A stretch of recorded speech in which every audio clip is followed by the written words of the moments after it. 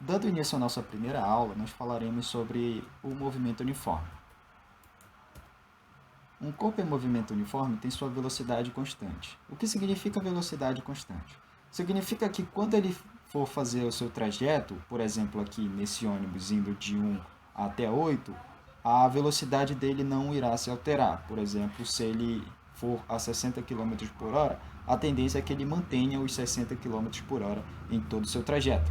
Tudo bem? E essa velocidade ela é relacionada tanto com a distância que ele percorre, quanto que o tempo que ele dura para ir de um ponto a outro, nesta relação.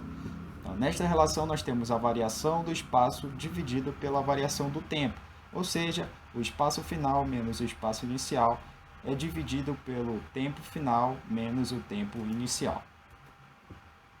Pegando a mesma equação, nós podemos mexer um pouco. Como? Olha só, nós trocamos o x pelo s. Então ficou ΔS dividido por ΔT.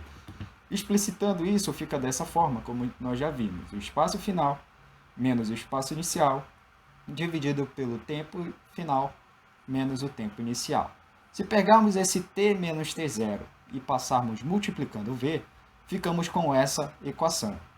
Agora considere que o tempo inicial é 0 segundos. Então, se for 0 segundos, esse termo aqui ele vai sumir. Concorda comigo? Então ficaria só v vezes t. Passando esse menos 0 para a direita, nós chegamos neste resultado. Este resultado significa o quê?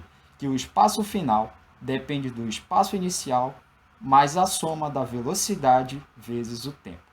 Esse resultado é interessante porque caso você tenha alguma dificuldade em decorar fórmulas, etc., você pode chamar essa fórmula de fórmula do sorvete, a famosa fórmula do sorvete. Tudo bem?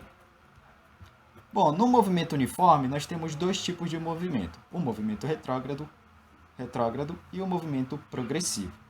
Se você parar para prestar atenção, nós adotamos aqui a mesma trajetória, crescente da esquerda para a direita, crescente da esquerda para a direita. Só que o que muda é o tipo de movimento que o corpo estará fazendo. Você observa que no movimento progressivo, o ônibus vem na velocidade a favor da trajetória, enquanto que no movimento retrógrado, ele vem no movimento contrário a essa trajetória. Qual é a consequência disso? A consequência é que a velocidade ela vai ser positiva ou negativa, dependendo do movimento que ele faça. Se ela for positiva, significará que o corpo estará se movendo a favor da trajetória, enquanto se ela for negativa, ele estará vindo contra a trajetória. No movimento uniforme, nós também trabalhamos com unidade de medidas, por exemplo, de velocidade. Aqui eu tenho a unidade metros por segundo e quilômetros por hora. Só que existe uma fórmula, e é essa forma aqui da gente converter essas unidades.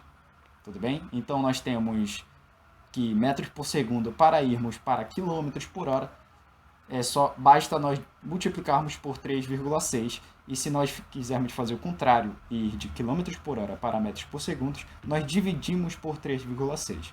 Eu peguei dois exemplos aqui, que é o de 70 km por hora e o de 108 km por hora. Eu quero eles em metros por segundo ao quadrado. Então o que eu faço? Eu divido ele por 3,6. Então o resultado me daria respectivamente 20 metros por segundo, 30 metros por segundo. Um exemplo para encerrar é o seguinte: um rapaz percorre um espaço de 40 metros em 8 segundos. Qual a velocidade média? Qual sua velocidade média? Bom, lembra que a velocidade é a variação do espaço pelo tempo? Se considerarmos que o rapaz saiu do espaço 0 até o espaço 40, a variação será de 40 metros. Ou seja, ΔS dele será de 40 metros. E se considerarmos que ele ligou o cronômetro no instante t igual a 0 segundos, ou seja, o tempo inicial dele era de 0 segundos e ele foi até 8 segundos correndo. Então, o ΔT dele é de 8 segundos. Resultado, 5 metros por segundo. E o que isso significa? Que a cada segundo, este rapaz percorreu 5 metros.